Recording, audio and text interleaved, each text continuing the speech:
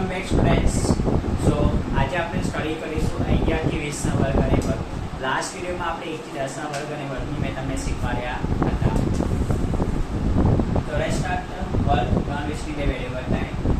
11 નો વર્ગ કરતા 11 ગુણ્યા 11 કેટલા થાય 121. સો 121 નો વર્ગ કેટલો થાય 11. 12 નો વર્ગ 12 ગુણ્યા 12 કેટલા થાય 144. સો 144 નો વર્ગમૂળ થશે 12. એ પ્રમાણે 13 નો વર્ગ 13 ગુણ્યા 13 169 એટલે 169 થશે. 169 નો વર્ગમૂળ થાય 13.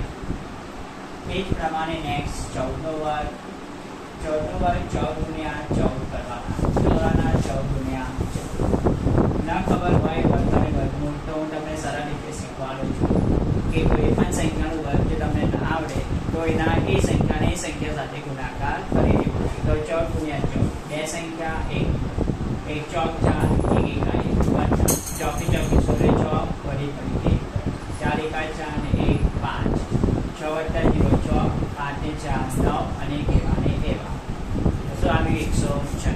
તો મેં તમને શીખવાડ્યું કે કોઈ પણ સંખ્યાનો વર્ગ તમને ન ખબર હોય તો એ વર્ગ શોધવા માટે એ સંખ્યાને તે સંખ્યા સાથે સુધી ગુણાકાર કરી લેવાના છે.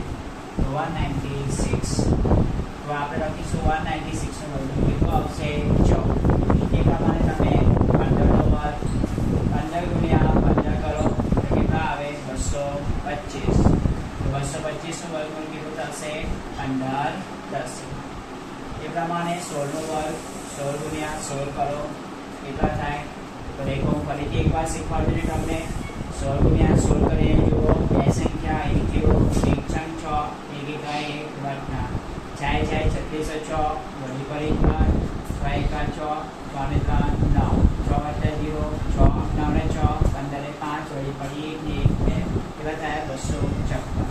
આપણે લખીશું 256 નો વર્ગમૂળ કેટલો આવે 100. એ પ્રમાણે આપણે શું કરીશું 17 નો વર્ગ 17 ગુણ્યા 17 કરીએ કેટલા આવશે એ જોવાનું છે. 17 મલ્ટીપ્લાય વિથ 17 બે સંખ્યા 1 જોડે 1 7 7 1 એકા 1 વત્તા 70 49 છે 9 વધી પડી 4 7 એકા 7 7 ને 4 થઈ ગયા 9 વત્તા 0 9 7 1 8 1 2 ગયા 289 289. સો 289 નો વર્ગમૂળ આવશે 17.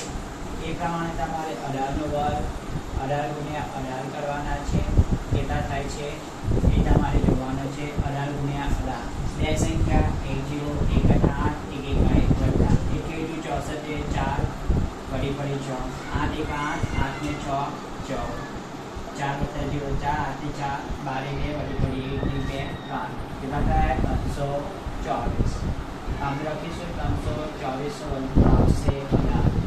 એ પ્રમાણે 19 નો વર્ગ 19 ગુણ્યા 19 કરવાના શું આન્સર આવે છે ચેક કરો. 19 ગુણ્યા 19 બે સંખ્યા 1 0 1 9 9 1 એકા 1 વત્તા 9 9 81 વળી પડી 1 છેદમાં 9 9 81 વળી પડી 8 9 એકા 9 9 ને 8 17 1 વત્તા 0 1 9 ને 7 કેટલા થયા 16 16 વળી પડી 1 1 અને 3 કેટલા આવ્યા 361.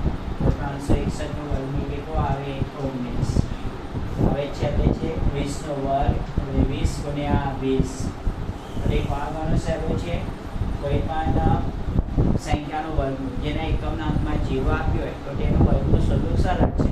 આગળના દશકમાં શું કરવાનો ગુણાકાર જુઓ 2 2 4 અને કેટલા 0 છે 2 0 તો આપણે પાછળ 2 0 એડ કરી દેવાના એટલે કેટલા થાય 400. તો 400 નો વર્ગમૂળ કેટલો આવ્યો 20. એટલે હું અહીંયા તમને એક વસ્તુ શીખવાનું છું. કોઈ પણ સંખ્યા આપેલી હોય જેના એકમના અંકમાં શું આપેલું હોય 0 હોય. જેમ કે હું આપી દઉં અહીંયા પર 90 નો વર્ગ કયો હોય તો 90 નો વર્ગ કયો છે પછી અહીંયા પર 9 નો વર્ગ પહેલાં કરવાનો 9 9 81 અને 1 0 કેટલા લખીશું 2 0 કરીશું તો કેટલા થશે 8110 થશે. It's very easy. ઘણું સહેલું છે. આઈ હોપ તમને બધાને ખબર પડી હશે. So wish you all the best for this work. Good luck and best.